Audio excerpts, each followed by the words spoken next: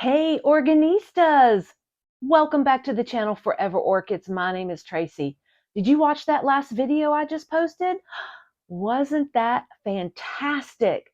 That Asheville show and that North Carolina Arboretum was gorgeous, absolutely gorgeous. And I celebrated its beauty. I got a haul. Oh my goodness, I went crazy. I went crazy. So I am not in Florida. I'm on the East Coast, but I'm not in Florida.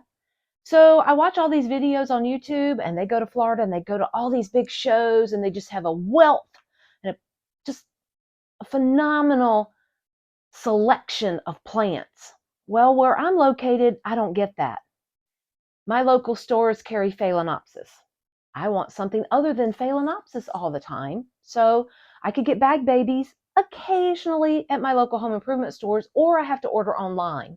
So the idea of being able to just walk through 6 different vendors doesn't sound like a lot to some people. I know, I get that. But 6 vendors that carry a wide selection of orchids. I went crazy. Crazy if you want to call it that. So let's jump into this haul that I got. So I pre-ordered some plants from Crewel Smith. Yes, Crewel Smith was coming from Florida. I was so excited. So I did some pre-ordering from them. So the first one that I ordered from them was their Phalaenopsis schilleriana. And I thought, I grow Phalaenopsis, but I've never had the species schilleriana in my collection. So I ordered this one, and some of them I have seen, and what caused me to order this was I saw a YouTube video of somebody posting where they had gone down there to their facility in Apopka, Florida, I think is where they're from, and they were showing these in bloom. So I thought, well, maybe I'll get one in bloom. That'd be really great. But I didn't, and that's perfectly fine. But here's the schilleriana that I got. And this is Jim Kroll crossed with Jordan Winter. This is supposed to have larger pink flowers, larger than the normal schilleriana. So I thought, hey, first time with a schilleriana, let's go big. Go big or go home, right? Okay, so let me see if the camera will focus in and you can see those wonderful patterns on the schilleriana. Schillerianas come from the Philippines. So I'm really excited about this one. Nothing spectacular other than it is growing a new leaf. Okay, then I've been having some success with tolumnias. They used to be called equitant oncidiums. The name's been changed to the tolumnias, and I've had really good luck with them. So I don't have a yellow one in my collection. So I got this little guy here from them, and this is the way they sell them in these little tiny little plastic pots here, roots going everywhere. I've been misting it every day until I get a chance to pot it up.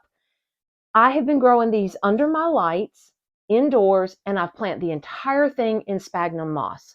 So we can do, I actually have videos where I have done that before. So I'll put a link right here, and you'll be able to see how I take these out of the plastic pots and put them in the clay pots in sphagnum. And I've had really great success with that. And of course, with all of my videos, I post the names of the plants right here. And then I also post a picture of the plant because these aren't in bloom yet. So I'll post what they're supposed to look like. Okay, and then the next one that I ordered was another Phalaenopsis.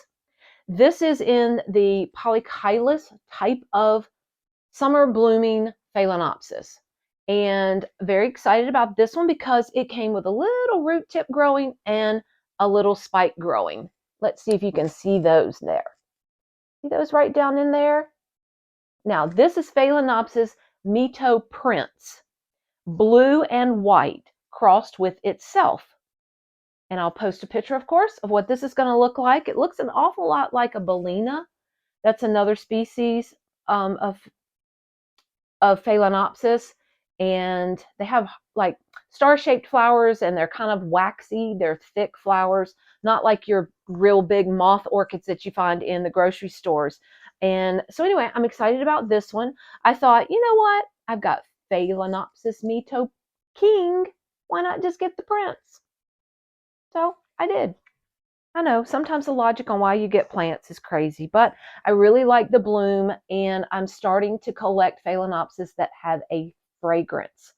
So I'm working on that in my collection.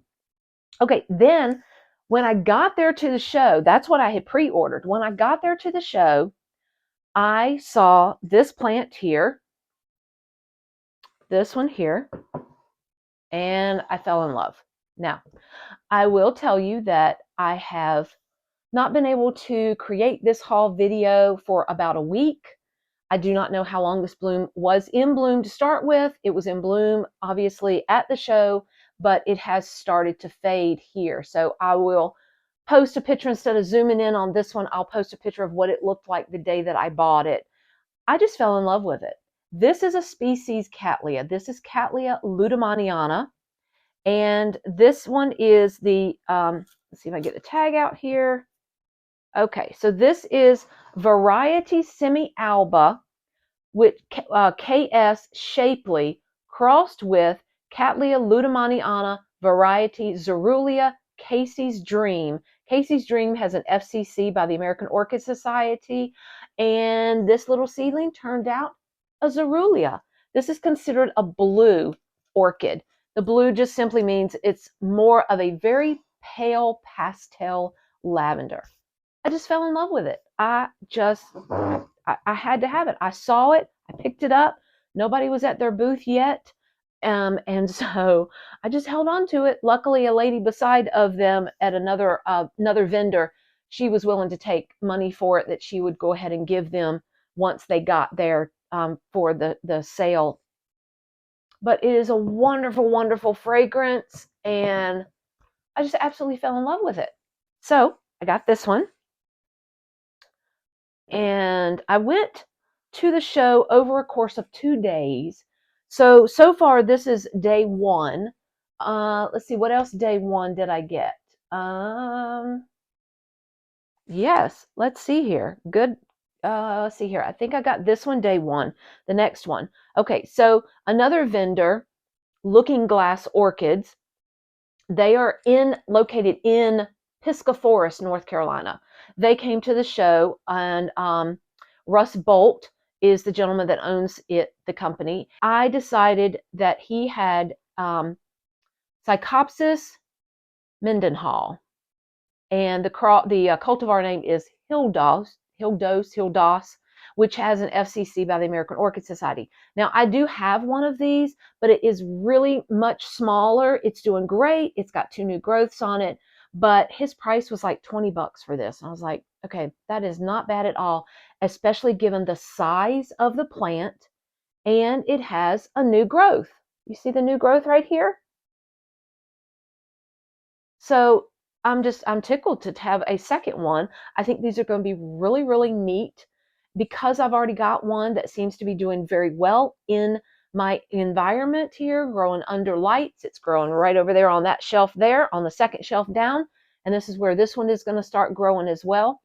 And I thought, why not get a second one? Let's go for it. Okay.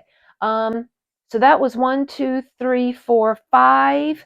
Then I bought Equihanaria was there. Woo! Oh my goodness, they're from Florida too. I'm so excited that they came.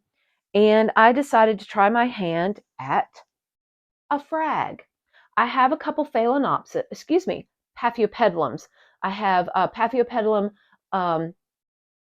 Spicerianum. I have 2 of those. One is called Green Hat, and the other was just a cross, just the basic Spiceriana Paphiopedilum. And then I have another Paph that is crossed with Spicerianum that has not bloomed yet, so I do not know what that one's going to look like. It's called Victoria Spice. So I thought, okay, place that I'm volunteering at, one of them, they have Phrags. We seem to be dialing in how to get those, doing really, really great. And I thought, let me try my hand at it. So I just fell in love with this one. This is a Phragmipedium Cardinale. And look, it's in spike. It came this way. Now, the gentleman there said that, don't get my hopes up too high. that this is actually going to bloom, because it could blast. Because after all, this one actually came as what they would call a bag baby. It did come with just a little sphagnum moss plug in a bag with the picture of what it was. And this is a white with a gorgeous little pink lip. Look at this picture. Isn't that cute? I'm hoping this will be sequential. And so anyway, I got this one. It's got some great new growth on it. I see one, two, at least three. Let's see here. One. Let's count the little small one here. One, two, three, possibly four new growths on it. It's doing really good. Now, what I've done so far with this is I didn't like that it was in a bag with just a tiny bit of sphagnum moss. It more than likely was shipped from Ecuador, came to Florida, and then they brought it to the Asheville show in North Carolina. So I wanted to get this one repotted as soon as possible. I typically do not repot my plants unless they've been in my environment around 30 days. Let them get acclimated to the humidity, to the light source, before I stress it out anymore by repotting it. But what I did with this one is I bought this nice deep pot here, clear plastic pot, and I soaked the little sphagnum moss plug. I soaked it, put a little bit of water in the bag, left it overnight, and then I actually left that sphagnum moss around the plant, and I put it in here, and I threw everything at it that I have. I put some stay-light rocks in here. I've got some tree fern. I've got sphagnum moss. I've got smaller bark, larger bark. I just threw everything at it, and I kind of layered it a little bit. And then I also sprinkled into this mixture some dolomitic lime. You can just get some of it, like garden lime, little pellets and stuff. That's just calcium. That's all that is. And frags love, love, love, love calcium. So the sphagnum moss is in here for moisture. We've got the calcium, and it's been in here for about a week. So far, so good. Keep my fingers crossed. So far, so good. So I've got those 6 plants on day 1. And overnight, I just kept thinking about a couple of plants that I saw. I saw another Paphiopedilum that was really gorgeous. It had a big bloom on it. It was white and green, and I kept thinking about that plant. And I decided that, okay, I'm going to go back the second day, and I'm going to get that plant, knowing good and well that it could be sold. Now, things sell out so fast at this show. Russ Bolt at Looking Glass, he had a tray, probably 12 to 18 of these. When I went back the second day, I remember I had already bought this one on the first day. The second day, he had 2 left. Things were flying out of there. So when I got to the show the second day, let me put this over here since we've already talked about these. I decided that I had looked at a company called Marble Branch Farms. They are in South Carolina. Let's see here. They are in, here's their card actually. They are in Walhalla, South Carolina. It's Mark Reinecke, and it's Marble Branch Farms. It's marblebranchfarms.com. So he had some really gorgeous plants, and I kept looking at this plant here on day 1, and I just wasn't sure that I could grow it. I'm still not sure I can grow it, but I thought, you know what am I going to regret? Because I hadn't been to anything like this with this many vendors, and I'm here, I can inspect the plants. What am I going to regret? And I feel like I'm going to regret this one.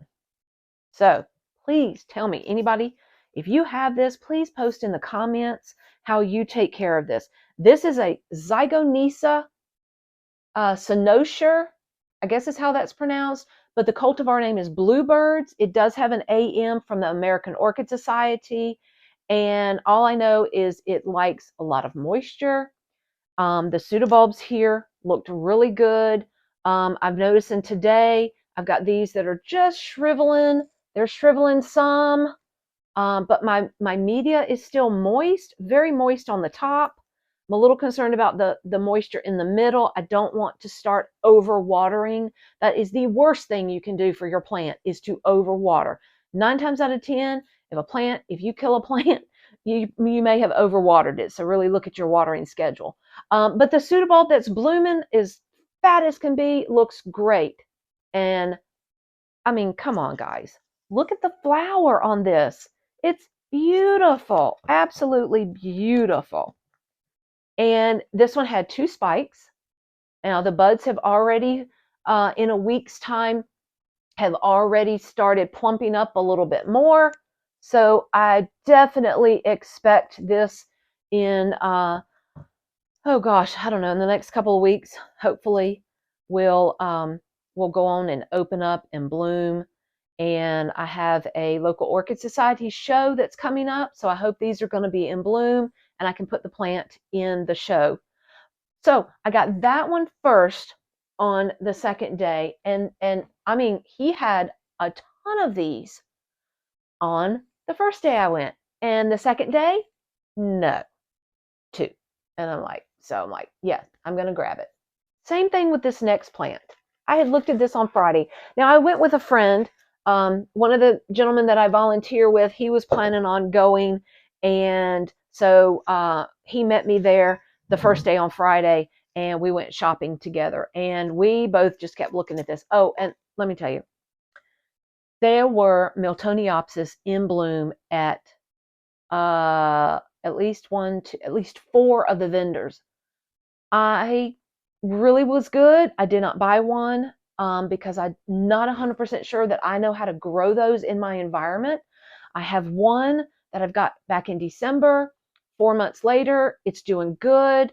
It had 2 new growths on it, but it's very slow growing. It has new roots on it, but no bloom spikes. All right, so I just kept looking at those. And then when Mark Reinecke at Marble Branch Farms told me this is a species and it stays shorter, it stays compact, it doesn't get as large as the other Miltonopsis, then I thought, okay, other than the blooms here being this gorgeous yellow, which he said is a natural mutation from what the original plant looks like, then I was like, okay, let's add that to my collection. So this is a species, Miltonopsis roezlii, variety xanthina. It likes medium to bright light, temperature 60 to 85, and moist. Moist, moist, moist. And so it is moist. I've watered it the last couple of days. I've put it down in this little decorative pot, and I've got lots of water around the outside. I do have a new growth coming right here on the plant. I believe this is a new growth, and it had 2 bloom spikes on it. And like I said, I don't know when they opened, so I don't know how long they were open. This one has already faded, but we have these flowers left here. Just absolutely gorgeous. Look at that. Just beautiful. So I got that. And then let's see here. I went to, also I found this plant at Marble Branch Farms. Pretty little flower. So this is RBY Golden Tang crossed with BC Richard Mueller. It's a Richard Mueller hybrid. Richard Mueller is being used a whole lot in hybridizing. It's a nodosa, a Brassavola nodosa cross. That makes them very prolific. That gives you the slender pseudobulbs that a lot of times can give you really long, elongated, slender leaves on there. And this one has a new growth. It looks great, but the flower on it is really pretty. And the one thing that Mark Reinecke said was that he liked about this plant so much was the flowers will open and over time they will fade. So on a plant, you can have all these sunset colors. So I'm really excited about that one. I've got a lot of Brassavola nodosa hybrids, and I'm just added this one to my collection. So I got that one. Okay, then let's see here. Another vendor that was there was Carter and Holmes. They are also in South Carolina. They are, I can't think right now where they're located, but they are in South Carolina. And I kept looking at their plants, and I just wasn't sure, if I was going to buy anything from them. Bridget is actually coming locally to our Orchid Society later this month. excuse me, not later this month, later in the summer, the late summer. And so I thought, okay, I can buy some plants from her there when she brings them. So I really wasn't going to buy anything from her. But then I kept looking at this. I kept looking at, they had the picture of the flower. They didn't have any in bloom, but they had the picture of a flower. Oh my gosh. Oh my gosh. Yeah. I've been wanting a summer blooming a bifolic cattleya that is pink with pink spots. I just think they're cute. I think they're adorable. But everything I was seeing would get really, really tall, really big, even sometimes like this tall, like huge, 2 feet tall. But no, this one here, they told me this is as tall as it's going to get. It's going to stay compact. Now, this pseudobulb here is growing taller than this one here, if you can see right here versus here. So a little bit taller, but it's still going to be compact. Now, this is Cattleya let's see here, Barbantii, El Toro, AM from the AOS. So I thought, I'm going to go ahead and buy this. I really been wanting it's on my wish list to have a pink spotted Cattleya and compact. How could you go wrong? So we got this one on the second day. And let's see here. Then I went back to Looking Glass Orchids. And I got this plant here. I have one of these plants already. I've had it for years and years, and it desperately needs repotting. We're going to repot that together. I'm going to have to break the pot it's in. But I was noticing and telling Russ Bolt at Looking Glass Orchids that my pseudobulbs have never gotten this tall. It's bloomed. It blooms in June for me. It lasts for 3 months. The blooms do, and I love it. And the scent, oh gosh, the best way to smell it or describe it is it's like fresh spring. It's very light scented. It's not overpowering. You can smell it when you walk in the room, but it's very faint. It's just a gorgeous scent, and I love it. So Russ had some of these, and I thought, you know what? As much as I love that plant, I get nervous. I've been growing orchids close to 30 years, and I still get nervous when I repot an orchid because, something could happen. And I just don't want that to lose that plant out of my collection. So it used to be called Enc.radiata. It's a species. And actually, maybe, according to the tag, maybe I have bought a different one because this says Enc.radiatum is what this tag says. So maybe I have bought a different one and made the mistake because he had like a whiteboard up and I really thought, and I've talked to him about it, and I kept saying radiata, and he was like, yeah, this is what we have. And I don't know, maybe in all the craziness, we had a little miscommunication. So I will look up this here, this Enc.radiatum, see what the flowers look like. Even if they look a lot like the Epidendrum radiata, it's still going to be fabulous. So I might have ended up getting a different plant than what I already have. But this one is in bud, and it also has 2 new growths on it right here. Look at those new growths. You see them down there? Don't they look great? Plants were so healthy. I tell you what, I was so impressed. And that's the one great thing about if you can go to a show with vendors, then you can actually look at the plant versus ordering online. It's a hit or miss online, but if you stick with the very reputable commercial growers and hybridizers, you can't go wrong. Okay, now the last plant that I got was another species. And I went back to Curlsmith. Let's see if I can get it out here. Maybe we'll just leave it right here. And this is another Coerulea plant. This is Cattleya nobilior, variety Coerulea Curlsmith crossed with itself. And when I bought it, none of these buds were open. None of these 4 right here were open. Oops. Still had, let's move this out of the way here. Still had the little buds that are here, but this was the only one that was open on the plant.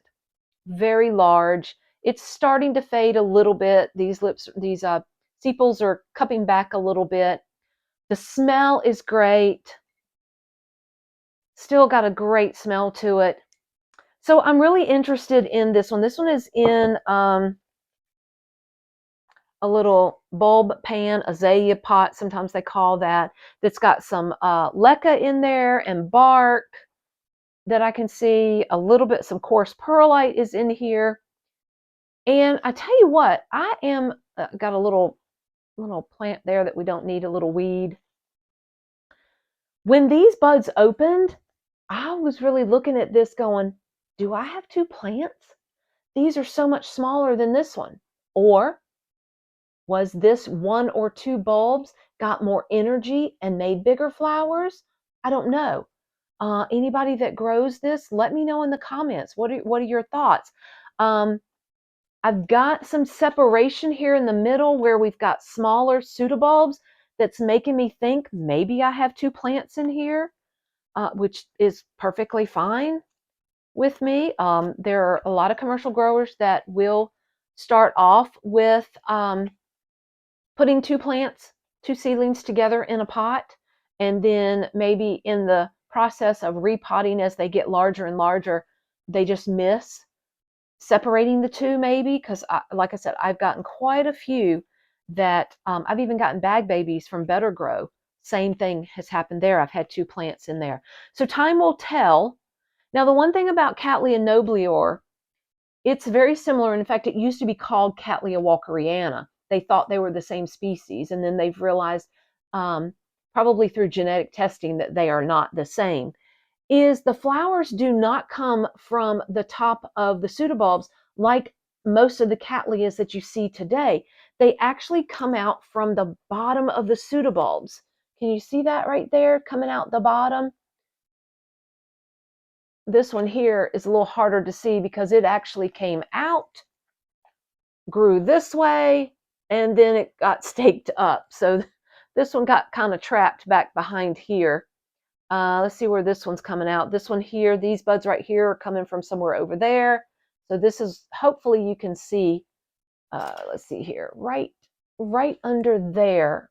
This one where my finger is the flower spike for this. So that, like I said, I went crazy.